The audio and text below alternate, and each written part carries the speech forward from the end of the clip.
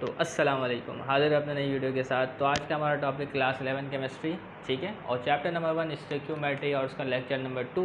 तो आज हम पढ़ेंगे बेटा टॉपिक 1.1 से मोल एंड एवोगाड्रो नंबर, ठीक है। तो मोल एंड एवोगाड्रो नंबर करने से पहले आप क्लास 9 में केमिस्ट्री पढ़ के आ चुके हैं। वहाँ पे आपने एटम्स के बारे में पढ़ा, मॉलिक्यूल्स के बारे में पढ़ा, फार्मूला यूनिट के बारे में पढ़ा, मोलर मास के बारे में पढ़ा, नंबर ऑफ मोल्स के बारे में पढ़ा। तो अगर आपको तमाम बातें याद है तो आगे चैप्टर कंटिन्यू करना, कोई मसले की बात नहीं है, ठीक है।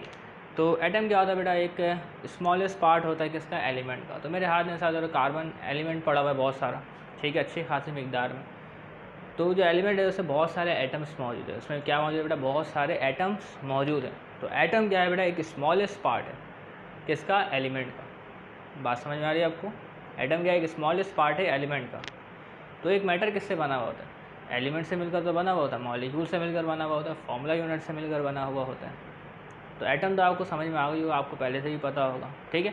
तो एटम के बेटा कितने फंडामेंटल पार्टिकल्स होते हैं? 3 फंडामेंटल पार्टिकल्स होते हैं बुनियादी, तो एक एटम के अंदर मौजूद होते हैं, ठीक है ना। एक एटम आपने देखा होगा, देख तो नहीं सकते, ठीक है, क्लियरली। तो बीच में क्या होता है बेटा? न्यूक्लियस होता है। उसमें क्या होता है बेटा? प्रोटॉन और न्यूट्रॉन होता है, और उसके साइड्स में क्या होता है बेटा?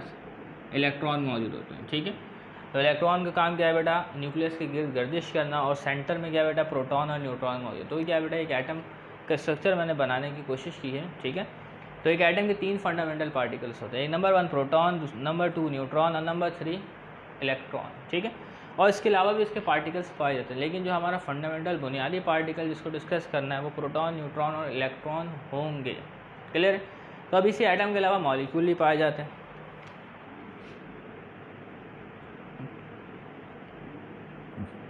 तो मॉलिक्यूल किस तरीके से बनते हैं? तो मॉलिक्यूल जो आपके पास बनते हैं, तो मॉलिक्यूल आपके पास बनते हैं मिसाल के तौर पे, तो ये देख लेंगे बस, एक है बेटा हाइड्रोजन गैस और एक है हमारे पास ऑक्सीजन गैस।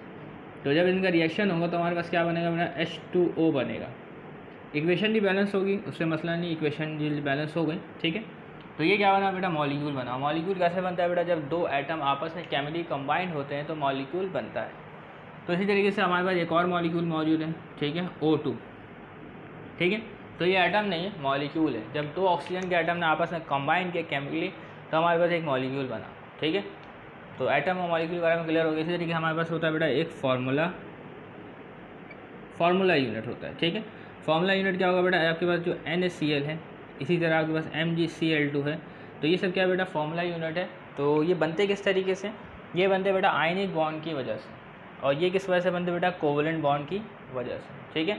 और ये बनता है आपके पास आयनिक बॉन्ड की वजह से। तो इस वजह से इसको क्या कहते हैं बेटा? फार्मूला यूनिट कहते हैं। इनका एक 3D स्ट्रक्चर भी मौजूद होता है, ठीक है ना। तो इस वजह से इनको क्या कहते हैं बेटा? फार्मूला यूनिट कहते हैं। और अगर आप इसको पानी में डिज़ोल्व करें तो ये क्या होता है बेटा? आयोनाइज हो जाते हैं। आयोनाइज किस में हो जाते हैं? Na+ और Cl-। चैप्टर 5 केमिकल बॉन्डिंग में आपने क्लास 9 में इसको पढ़ा होगा, ठीक है। इसी तरीके से MgCl2 अगर इसको पानी में डालें तो ये भी क्या हो जाएंगे बेटा? आयोनाइज हो जाएंगे। तो इस तरीके से इन तीनों के बारे में आपको पता होना चाहिए। तो अब आज शुरू करते हैं अपने टॉपिक्स को जो हमारे पास मौजूद हैं। क्या है? मोल एंड एवोगाड्रो नंबर, ठीक है। तो अब शुरू करते हैं बेटा mole and Avogadro number, topic 1.1। तो मोल क्या है बेटा? हमारे पास एक आसान तरीका है चीज़ों को कैलकुलेट करने का। तो mole is a convenient way to count the number of particles. तो केमिस्ट्री में बेटा नंबर ऑफ पार्टिकल्स की बहुत अहमियत है। और नंबर ऑफ पार्टिकल्स का मतलब क्या होता है बेटा? नंबर ऑफ पार्टिकल्स का मतलब एटम्स या मॉलिक्यूल्स या फार्मूला यूनिट हो सकता है, ठीक है। बात समझ में आ रही है आपको? नंबर ऑफ पार्टिकल्स कैलकुलेट कर सकते हैं आप मोल की मदद से किसी भी केमिकल सब्सटेंस में। तो क्या है बेटा? मोल एक ऐसा यूनिट है, जैसे कि आप किसी चीज़ को तोलते हैं। सोचे दुकान जाए आप चावल लेने, तो चावल को आप किस तरीके से तोलते हैं बेटा? किलोग्राम में। ऑयल को किस तरीके से तोलते हैं बेटा? लीटर में। तो इसी तरीके से आपने केमिकल सब्सटेंस में नंबर ऑफ पार्टिकल्स को कैलकुलेट करना है तो आप क्या इस्तेमाल करेंगे बेटा? मोल इस्तेमाल करेंगे। क्या इस्तेमाल करेंगे बेटा? मोल, क्लियर है। तो इसकी मिसाल आपको मैं इस तरीके से देता हूँ। सोचें एक रिएक्शन में लिख रहा हूँ H2+O2। इस रिएक्शन को आप अक्सर वो पिक्चर देखते हुए भी आए हैं। तो हाइड्रोजन और ऑक्सीजन को मिलाने से हमारे पास बनता है बेटा वाटर, ये तो पता है। लेकिन हमें जो चाहिए वाटर पता है कितना चाहिए? तो हमें चाहिए बेटा 10 मोल वाटर चाहिए, ठीक है। कितना मोल वाटर चाहिए बेटा? 10 मोल। तो फिर क्या करना पड़ेगा हमें?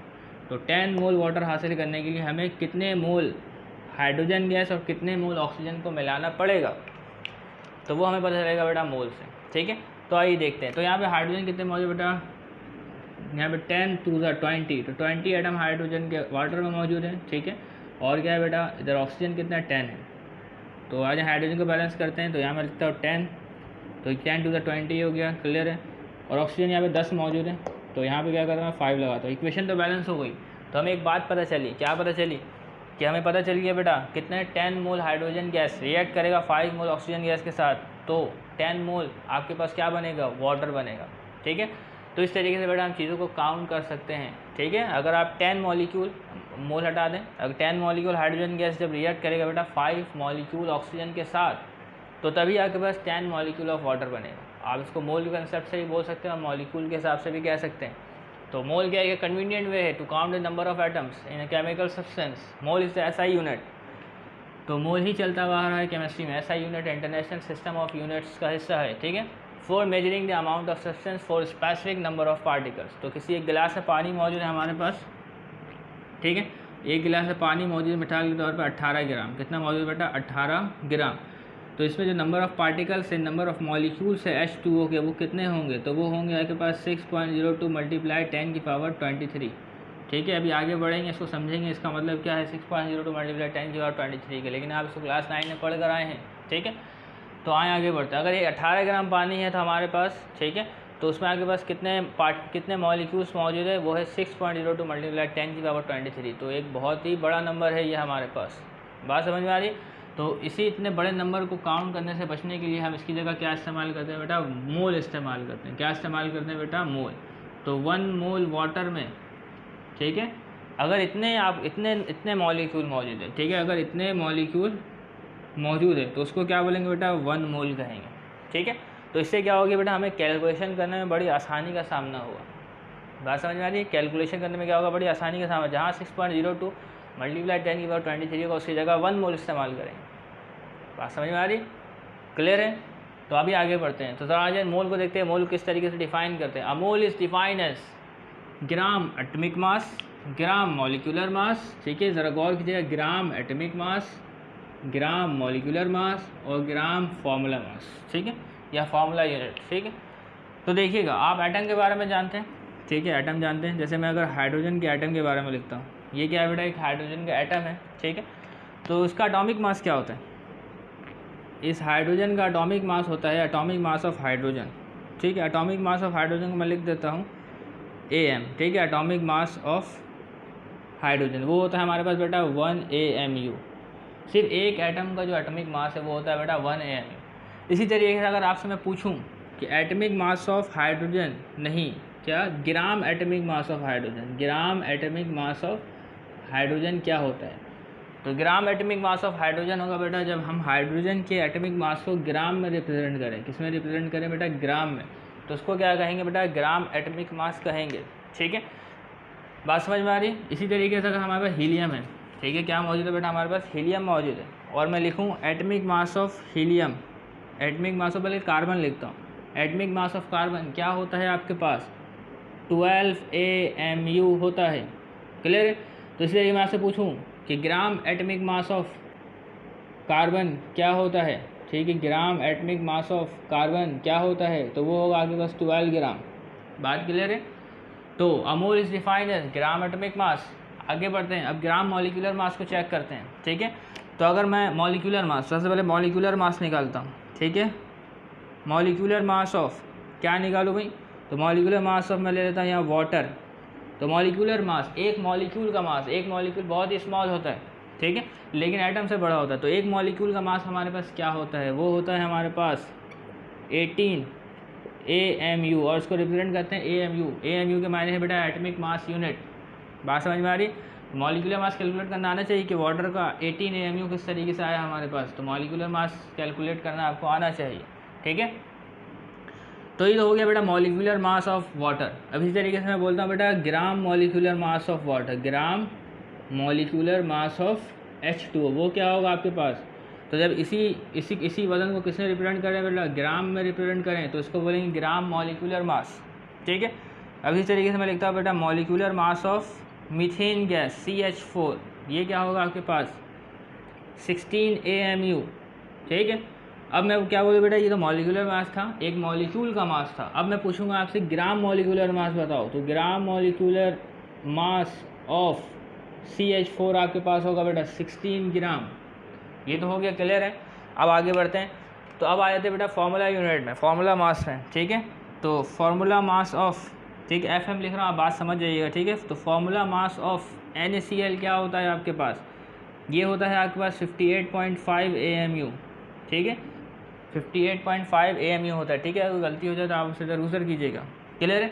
तो अगर मैं आपसे पूछूँ ग्राम फार्मूला मास क्या होता है, ग्राम फार्मूला मास ऑफ NaCl क्या होता है, वो होगा 58.5 ग्राम, क्लियर है, बात समझ में आ रही है आपको। इसी तरीके से अगर हम आगे बढ़ें और दूसरे क्या देखें बेटा, फार्मूला यूनिट्स को देखें, ठीक है। तो एक और फार्मूला यूनिट है हमारे पास, फार्मूला मास ऑफ MgCl2, ठीक है। तो ये क्या होगा हमारे पास, इसको कैलकुलेट करना पड़ेगा। Cl2 कितना बेटा आपके पास 35.5, एक एटम का मास होता है, ठीक है। तो 2 का होगा आपके पास 71 AMU, ठीक है। और सिर्फ Mg का होता है, वो होता है 24 AMU। तो 71 और 24 को जमा करें तो क्या आता है आपके पास 5, और ये होता है हमारे पास 95, ठीक है। तो क्या है हमारे पास बेटा, फार्मूला मास ऑफ MgCl2 है, वो है 95 AMU। इसलिए मैं बोलूँ ग्राम फार्मूला मास ऑफ MgCl2 क्या होगा आपके पास, वो होगा आपके पास 95 ग्राम। तो ये बात समझ में आ गई आपको कि ग्राम एटॉमिक मास क्या है, ग्राम मॉलिक्यूलर मास है, ग्राम फार्मूला मास क्या है। जब किसी एटम के एटॉमिक मास को ग्राम में रिप्रेजेंट करें तो उसको कहेंगे बेटा ग्राम एटॉमिक मास। जब किसी मॉलिक्यूल के मॉलिक्यूलर मास को ग्राम में रिप्रेजेंट करें तो कहेंगे ग्राम मॉलिक्यूलर मास। जब किसी फार्मूला यूनिट के मास को ग्राम में रिप्रेजेंट करें तो कहेंगे बेटा gram formula mass of any substance. तो आज आप मोल के डेफिनेशन, ये 3 बातें तो आपको समझ में आ गई होंगी यकीनन। तो a mole is defined as gram atomic mass, gram molecular mass, gram formula mass of any substance. तो एनी सब्सटेंस एटम हो, मॉलिक्यूल हो, आयन हो, तो विच कंटेन, वो क्या कंटेन करेगा बेटा 6.02 मल्टीप्लाई 10 की पावर 23 पार्टिकल्स कंटेन करेगा, ठीक है। तो क्या है बेटा, mole is defined as gram atomic mass, gram molecular mass, gram formula mass, ठीक है। किसी भी सब्सटेंस का कंटेन करेगा 6.02 मल्टीप्लाई 10 की पावर 23 पार्टिकल्स। तो यहाँ पे क्या है बेटा, देखें, gram atomic mass, gram atomic mass, gram molecular mass, gram molecular mass, gram formula mass, gram formula मास।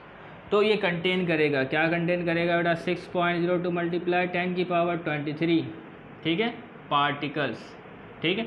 पार्टिकल्स में एटम भी आ सकता है, मॉलिक्यूल भी आ सकता है और फार्मूला यूनिट भी आ सकता है। तो ये क्या है बेटा आपके पास एटम है, तो मैं यहाँ क्या लिखता हूँ बेटा, एटम लिख देता हूँ, क्लियर है। तो ये भी क्या है बेटा, ग्राम एटमिक मास ऑफ कार्बन है, तो ये भी कंटेन करेगा 6.02 मल्टीप्लाई 10 की पावर 23 एटम।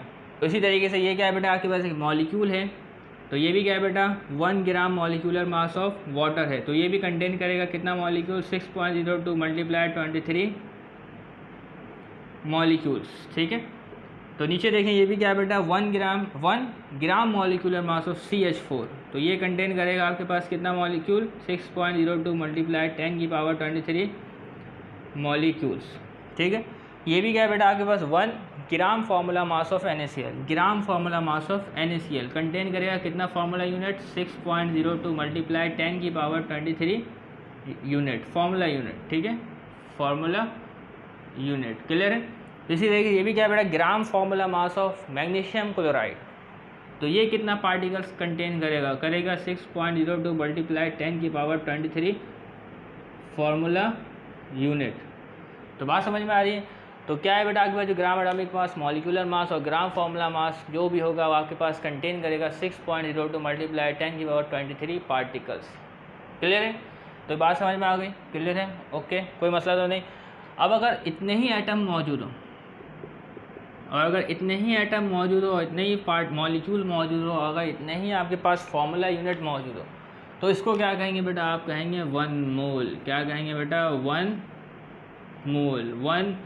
मोल, ठीक है। तो किसी भी सब्सटेंस के अगर 6.02 मल्टीप्लाई 10 की पावर 23 पार्टिकल्स मौजूद हैं तो उसको क्या कहेंगे बेटा 1 मोल कहेंगे, क्लियर है, बात समझ में आ रही है आपको, ओके। तो आगे बढ़ते हैं, ठीक है। तो 1 mole of any substance always contain 6.02 multiply 10 की पावर 23 पार्टिकल्स, और इसको बोलते हैं एवोगैड्रो नंबर, ठीक है। तो किसी भी सब्सटेंस के 1 मोल में कितने पार्टिकल्स मौजूद होते हैं, तो इसको हम जान चुके हैं। और पार्टिकल्स की तादाद मौजूद है हमारे पास 6.02 मल्टीप्लाई 10⁻23 पार्टिकल्स। और इस नंबर को कहते हैं बेटा अवोगाड्रो नंबर, और इसको रिप्रेजेंट करते हैं सिंबल Na से। तो अवोगाड्रो नंबर इसको क्यों कहा जाता है, एक इटालियन साइंटिस्ट अमेडियो अवोगाड्रो ने इसके बारे में क्या है बेटा अपनी रिसर्च पेश की थी, तो इसी वजह से इस नंबर को अवोगाड्रो के नाम से मंसूब किया जाता है। ठीक है, बहुत ही मशहूर नंबर है। ठीक है, ये अगर नंबर ना होता तो हमारे लिए बड़े मुश्किलात का सामना होता। क्लियर है। तो किसी भी सब्सटेंस का अगर 1 मोल मौजूद है तो उसमें नंबर ऑफ़ पार्टिकल्स कितने होंगे बेटा, इतने पार्टिकल्स मौजूद होंगे, और इसको रिप्रेजेंट करते हैं कहते हैं अवोगाड्रो नंबर Na। ठीक है, तो आगे बढ़ते हैं बेटा। तो अवोगाड्रो नंबर की डेफिनेशन है तो वही चीज़ जो ऊपर लिखा हुआ है, the number of particle present in 1 mole of any substance is called Avogadro number. किसी भी सब्सटेंस के 1 मोल में जितने पार्टिकल्स मौजूद होते हैं उसको बोलते हैं अवोगाड्रो नंबर। और अवोगाड्रो नंबर आपसे पेपर में पूछा जा सकता है, एंड इट्स न्यूमेरिकल वैल्यू क्या है बेटा, इस नंबर को याद रख लेना है इस चैप्टर में, ये नंबर बहुत काम आने वाला है आपके। तो इतनी बातें आपको समझ में आ गई होंगी। क्लियर है। तो अब आ जाएँ आगे बढ़ते हैं। तो आगे बढ़ते हैं बेटा, आप वॉल्यूम के हवाले से बात, इसको मैं नीचे जो कंटेंट लिखा हुआ है इसको मिटा देता हूँ, क्योंकि अब हमें इसे देखना है। ठीक है, तो बल्कि अभी नहीं मिटाता, बाद में मिटाता हूँ। आगे देखें। ठीक है, अब यहाँ से देखें the volume of the given quantity of gas. ठीक है, अब क्या है बेटा, वॉल्यूम के मायने क्या होता है, हजम। कोई चीज़ जगह घिरती है, जब आप गुब्बारे में हवा भरते हैं तो वो एक हजम घेरता है, एक वॉल्यूम घेरता है, एक जगह जो है 3 डायमेंशन में घेरता है, उसको क्या कहते हैं बेटा, वॉल्यूम कहते हैं। ठीक है, यानी कभी आप ऑयल ख़रीदते हैं, दुकान जाते हैं दूध लेने के, दूध वाला आपको दूध तोल कर देता है कि मेजर करके देता है, ये अपने वॉल्यूम के हिसाब से देता है। तो अपने वॉल्यूम, उसके बाद एक वॉल्यूम सिलेंडर होता है, उसकी मदद से वो नाप कर देता है, कभी भी तोल कर नहीं देता। ठीक है, तो गैसेस का भी क्या होता है, हमारे पास वॉल्यूम होता है। तो आए देखें ज़रा, the volume of a given quantity of gas may be different at different temperature. तो गैस का जो वॉल्यूम है वो डिफरेंट हो सकता है, कब, एट डिफरेंट टेम्परेचर। यानी अगर सोचें अभी गैस का वॉल्यूम सोचें, अगर 1 लीटर क्या है, 1 लीटर है। ठीक है, अगर आप क्या करें उसका टेम्परेचर बढ़ाते हैं, जब टेम्परेचर बढ़ाएंगे तो गैस के मॉलिक्यूल में एनर्जी आ जाएगी, तो गैस के मॉलिक्यूल ज़्यादा हरकत करेंगे, तो गैस का जो हजम है, वॉल्यूम है, वो बढ़ जाएगा। तो वॉल्यूम ऑफ अ गैस क्या करेगा बेटा, वेरी करेगा एट डिफरेंट टेम्परेचर, यानी तब्दील होता है। The volume of a given quantity of gas may be different at different temperature and pressure. और प्रेशर का भी असर है, तो अगर बाहर एक्सटर्नल प्रेशर ज़्यादा होगा तो गैस का वॉल्यूम कम होगा, क्योंकि बाहर से प्रेशर अप्लाई हो रहा है ना, बात समझ में आ रही। तो अगर गैस में टेम्परेचर दे तो उसका हजम बढ़ेगा। क्यों बढ़ेगा भाई, क्योंकि इसके मॉलिक्यूल के अंदर काइनेटिक एनर्जी आ गई है। तो गैसेस के जो आपके पास जो वॉल्यूम है, ठीक है, सेम क्वांटिटी में गैस मौजूद है, लेकिन वॉल्यूम में फ़र्क पड़ता है, किससे, टेम्परेचर से और वॉल्यूम से। The volume of the given quantity of gas may be different at different temperature and pressure. तो chemist use standard condition of temperature and pressure. तो केमिस्ट क्या करता है बेटा, स्टैंडर्ड कंडीशन इस्तेमाल करता है। तो standard condition and pressure, standard temperature and pressure क्या है, इसको देख लेते हैं। यानी हर चीज़ का एक स्टैंडर्ड होता है, कभी कोई चीज़ हम बना रहे हैं, ठीक है, तो उसको एक स्टैंडर्ड को मद्देनज़र रखते हुए बनाना पड़ता है। ठीक है ना, तो इसमें भी क्या होगा बेटा, टेम्परेचर भी एक स्टैंडर्ड टेम्परेचर होगा गैस के बारे में, और प्रेशर भी क्या होगा बेटा, एक स्टैंडर्ड होगा जो कि आपके पास फिक्स होगा। तो तमाम लोग उसी स्टैंडर्ड को फॉलो करेंगे। तो chemist use standard condition of temperature and pressure for taking the volume of gas.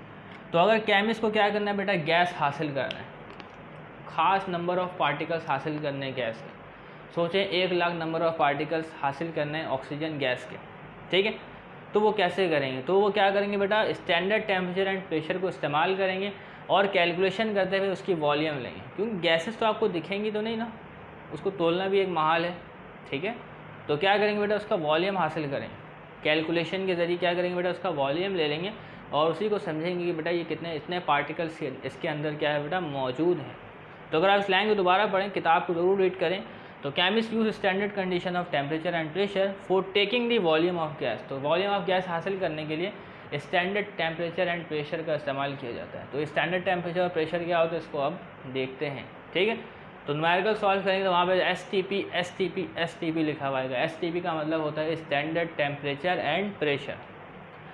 तो अगर किसी गैस के 1 मोल मौजूद है, किसी गैस के क्या है बेटा 1 मोल मौजूद है, तो मैं क्या करता हूँ बेटा, यहाँ पे थोड़ी सी एडिटिंग कर देता हूँ। ठीक है, तो वाटर की जगह मैं यहाँ पे लिख देता हूँ बेटा आपके पास ऑक्सीजन गैस लिख देता हूँ। ठीक है, तो अगर किसी गैस के मेरे पास क्या मौजूद है बेटा, 1 मोल मौजूद है, ठीक है, बात समझ में आ रही है आपको? ओके। तो अगर किसी गैस के मेरे पास क्या मौजूद है बेटा, 1 मोल मौजूद है, और किस में बेटा, वो एक स्टैंडर्ड टेम्परेचर पर है और स्टैंडर्ड प्रेशर पर, और स्टैंडर्ड टेम्परेचर की जो वैल्यू है वो है 273 केल्विन, ठीक है। कितनी बेटा, 273 केल्विन, और 273 केल्विन कितने सेंटीग्रेड के बराबर होता है, ये बात आपको पता है कि नहीं पता? तो 273 केल्विन बराबर होता है 100 डिग्री सेंटीग्रेड। नहीं, गलत है ये, ठीक है, गलत है। तो ये बराबर होता है बेटा 0 डिग्री सेंटीग्रेड। तो 0 डिग्री सेंटीग्रेड को अगर आपको केल्विन में कन्वर्ट करना, सोचे आपको दिया हुआ 0 डिग्री सेंटीग्रेड, बताएं केल्विन में क्या होगा। तो इसको केल्विन में जमा करना है तो 0 में आपने 273 जमा करना है और ये केल्विन में कन्वर्ट हो जाएगा, ठीक है। तो 0 सेंटीग्रेड बराबर होता है 273 केल्विन के। तो इसी तरीके हमारे पास गैस मौजूद है, ऑक्सीजन गैस। तो 1 mole of any gas at STP, STP क्या, टेम्परेचर हो 273 केल्विन और प्रेशर हो 1 atm, तो उसका वॉल्यूम कितना होगा? तो उसका वॉल्यूम आपके पास होगा 22.4 dm3, ठीक है। तो उसका वॉल्यूम कितना होगा आपके पास, 22.4 dm3 जो है उसका वॉल्यूम आपके पास होगा, ठीक है। मैं इसको मिटा रहा हूँ। तो आपके पास मौजूद है बेटा क्या, 1 मोल ऑफ एनी गैस। तो ऑक्सीजन गैस में तसव्वुर कर लेता हूँ, ठीक है, 1 मोल है, और 1 मोल ऑक्सीजन गैस का जो आपके पास मॉलिक्यूलर मास होता है, मॉलिक्यूलर मास कहा है, ग्राम मॉलिक्यूलर मास नहीं कहा है, ठीक है। अगर 1 मोल कह दिया तो 1 मोल कह दिया तो बेटा ये हो गया 32 ग्राम। तो मोल के जितने भी आपकी वैल्यूज उसको ग्राम में रिप्रेजेंट करना है। तो 1 मोल ऑफ ऑक्सीजन गैस बराबर होता है बेटा 32 ग्राम के, क्योंकि एक ऑक्सीजन एटम का जो वजन होता है, ठीक है, ग्राम एटॉमिक मास होता है, वो होता है 16 ग्राम। तो आपके पास यहाँ 2 ऑक्सीजन मौजूद है, ठीक है, तो क्या होगा, 32 ग्राम होगा। तो अगर आपके पास 1 मोल ऑफ ऑक्सीजन गैस है, किससे बेटा, at STP, 1 mole of oxygen gas at STP, standard temperature and pressure, तो उसका वॉल्यूम क्या होगा, तो उसका वॉल्यूम होगा 22.4 dm3। और इस dm3 का मतलब क्या है बेटा, dm3 आपके पास लीटर के भी बराबर होता है। dm3 आपके पास किसके बराबर होता है बेटा, लीटर के भी बराबर होता है, लेकिन हमारे पास dm3 इस्तेमाल हो रहा है तो dm3 इस्तेमाल कर लेते हैं। तो dm3 किसके इक्विवेलेंट है बेटा, लीटर के इक्विवेलेंट है, ठीक है।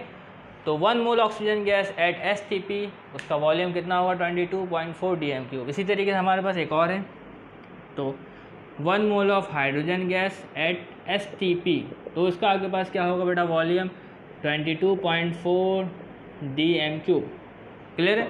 इसी तरीके से आपके पास क्या है बेटा, 1 mole of CH4 at STP, STP का मतलब टेम्परेचर जब हो 273 केल्विन और प्रेशर हो 1 एटमॉस्फेयर, तो उसका वॉल्यूम होगा आपके पास 22.4 dm3।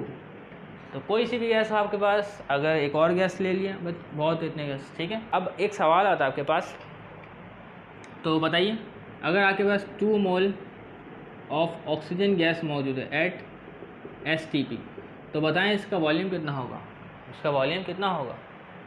तो अगर 1 मोल में इतना वॉल्यूम है तो 2 मोल में कितना वॉल्यूम होगा, उसका डबल होगा, ठीक है। क्या होगा बेटा, इसका डबल, और डबल होगा बेटा 44.8 dm3, ठीक है, अगर मेरी कैलकुलेशन गलत नहीं है, ठीक है।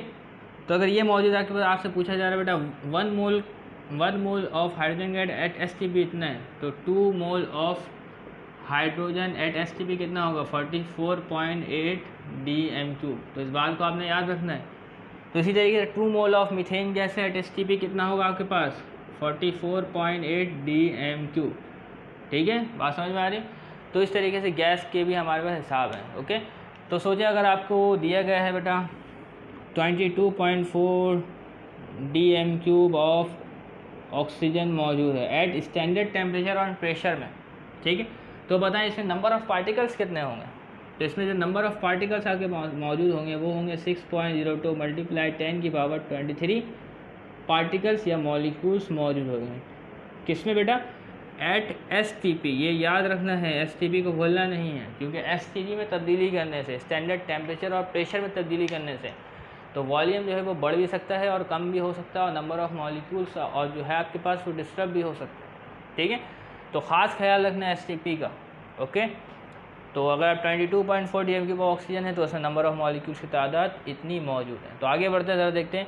तो यहाँ बात लिखी हुई है, ठीक है। तो 1 mole of any gas at STP occupies 22.4 dm3 and contains 6.02 multiply 10 की पावर 23 पार्टिकल्स। तो देखें पार्टिकल्स मौजूद हैं। तो एट एस टी पी याद रखना। इसी तरीके से मैं अगर लिखता हूँ 22.4 DM³ ऑफ CH4 मौजूद है, तो बताएं इसमें कितने नंबर ऑफ मॉलिक्यूल्स होंगे। वो होंगे 6.0 मल्टीप्लाई 10⁻23 मॉलिक्यूल्स या पार्टिकल्स कह लें, कोई मसला नहीं। तो and the volume is referred as molar volume. तो ये जो वॉल्यूम हमारे पास मौजूद है 1 मोल का, ठीक है, 1 मोल गैस का जो भी वॉल्यूम मौजूद है, 1 mole of any gas at STP, जो वॉल्यूम हमारे पास मौजूद है वो कहलाएगा बेटा आपके पास मोलर वॉल्यूम। तो अगर आपसे सवाल किया जा सकता है बेटा किसी भी गैस का मोलर वॉल्यूम कितना होता है एट STP, 1 मोल का वो होता है 22.4 DM³, ठीक है। तो इस तरीके से तमाम बातें उम्मीद करते हैं कि आपको समझ में आ गई होंगी। तो अब आगे कंटिन्यू करते हैं, तो ज़रा आए इसको डिस्कस कर लेते हैं, ठीक है। तो sodium, water, common salt, calcium chloride and ferric chloride, इसमें नंबर ऑफ पार्टिकल्स हमें निकालने हैं जो 1 मोल में मौजूद है। तो आप जानते हैं बेटा सोडियम जिसका सिंबल है Na, तो यहाँ पे मैं ये सिंबल वगैरह सिखाने नहीं बेटा, ना मोलर मास, क्योंकि मोलर मास आप बचपन में कैलकुलेट यानी क्लास 9 में कैलकुलेट करते हुए आते हैं। तो मोलर मास कैलकुलेट करना आना चाहिए, नहीं आता तो आप ऐसा कर सकते हैं, क्लास 9 की वीडियो पड़ेगी, उस प्लेलिस्ट में जाए, वहाँ टॉपिक्स में मोलर मास कैलकुलेट किस तरीके से करते हैं, तो वहाँ पे तमाम चीज़ें डीपली छोटे लेवल के मुताबिक बताई गई।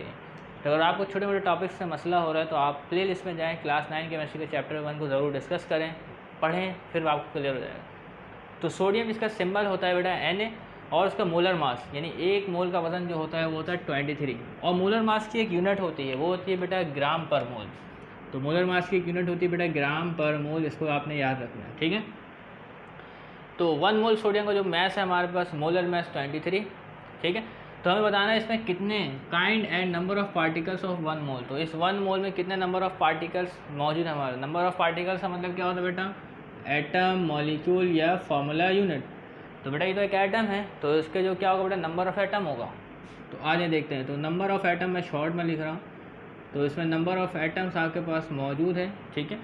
तो 1 मोल है, तो 1 मोल में नंबर ऑफ़ एटम होते हैं बेटा 6.02 multiply 10⁻23 atoms of Na sodium, clear है। तो 1 मोल है ना, तो 1 मोल में मैंने बताया कितने नंबर ऑफ़ एटम्स होंगे, 6.02 मल्टीप्लाई 10⁻23 एटम। इसी तरीके से भी बेटा 1 मोल वाटर है, और 1 मोल वाटर का जो मोलर मास होता है वो होता है 18 ग्राम पर मोल। तो इसमें बताना आपने kind and number of particles of 1 मोल। तो आ जाए इसमें सबसे पहले बेटा ये तो एक मॉलिक्यूल है, क्या है बेटा, मॉलिक्यूल। तो इसका मॉलिक्यूल लिखूंगा मैं, नंबर ऑफ मॉलिक्यूल्स। तो 1 मोल है ना, तो नंबर ऑफ मॉलिक्यूल्स कितने होंगे इसमें, 6.02 मल्टीप्लाई 10⁻³ मॉलिक्यूल्स। अब इसके अलावा एक और बात आपसे ऐसी की पूछी जा सकती है कि इस वाटर, ठीक है, 1 मोल वाटर में, ठीक है, 1 मोल वाटर में कितने नंबर ऑफ़ एटम्स मौजूद, ठीक है, 1 मोल वाटर में कितने नंबर ऑफ़ हाइड्रोजन एटम और कितने नंबर ऑफ़ ऑक्सीजन एटम मौजूद है, पूछा जा सकता है आपसे। तो MCQs में आया भी है, मैंने ऐसा देखा है। तो आइए इसको लिखते हैं। तो अब एटम को देखते हैं। ये मॉलिक्यूल का मामला तो क्लियर हो गया, इसी का, ये इसी के अंदर काम हो रहा है।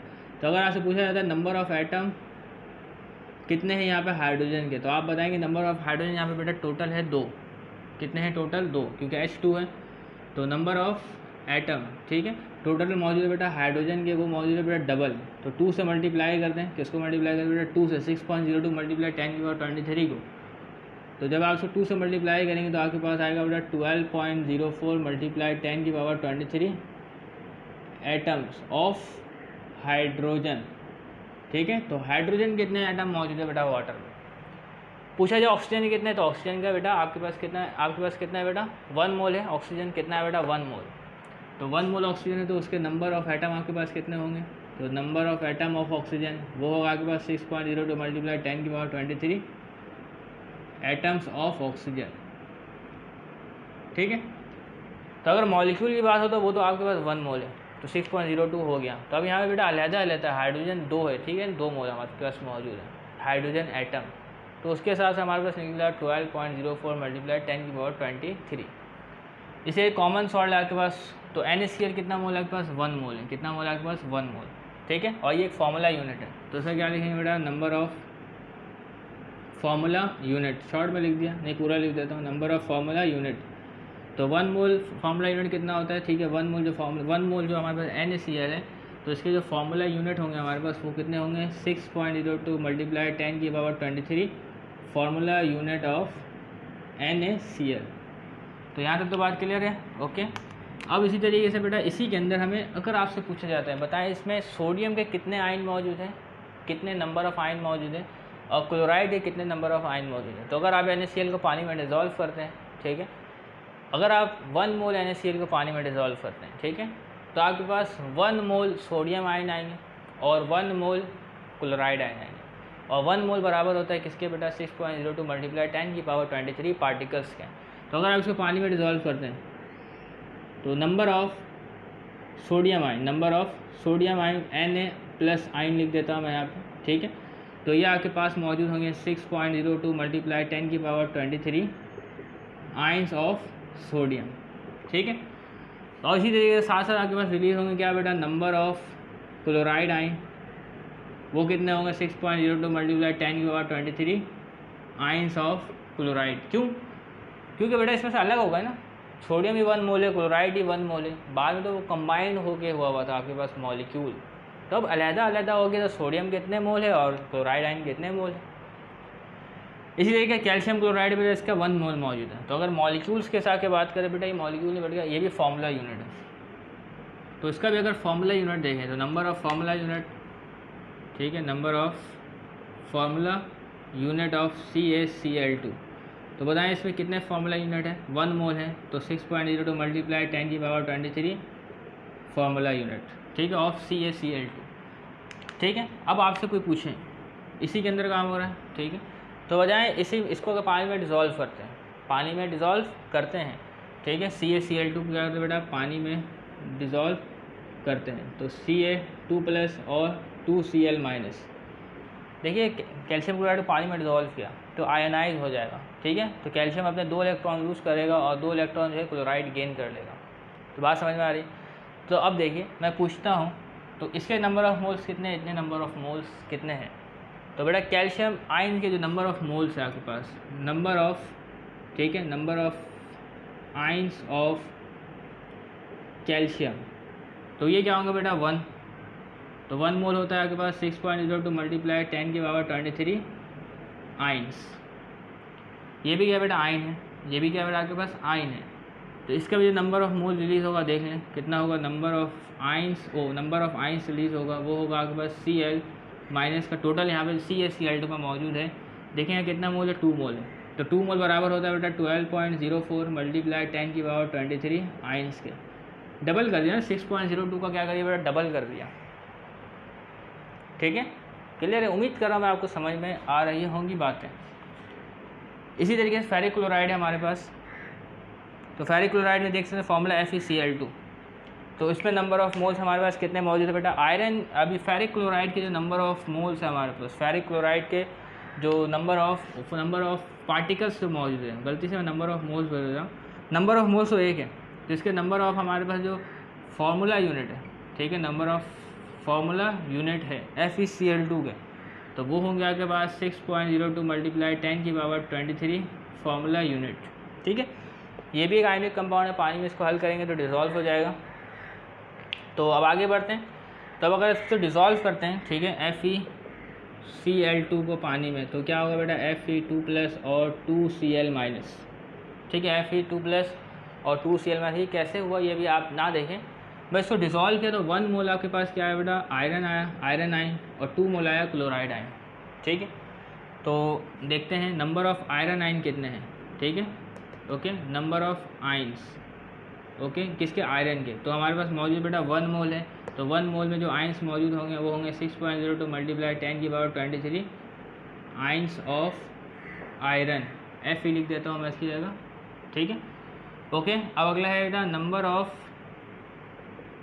आयन्स ऑफ क्या क्लोराइड, तो कितने हैं बेटा 2 मोल है, कितना है बेटा 2 मोल, 1 को डिज़ोल्व किया 2 मोल आया, ठीक है, तो 2 मोल है, तो 2 मोल बराबर होगा 12.04 × 10⁻23 आयन्स ऑफ क्लोराइड Cl-, ठीक है, क्लियर है।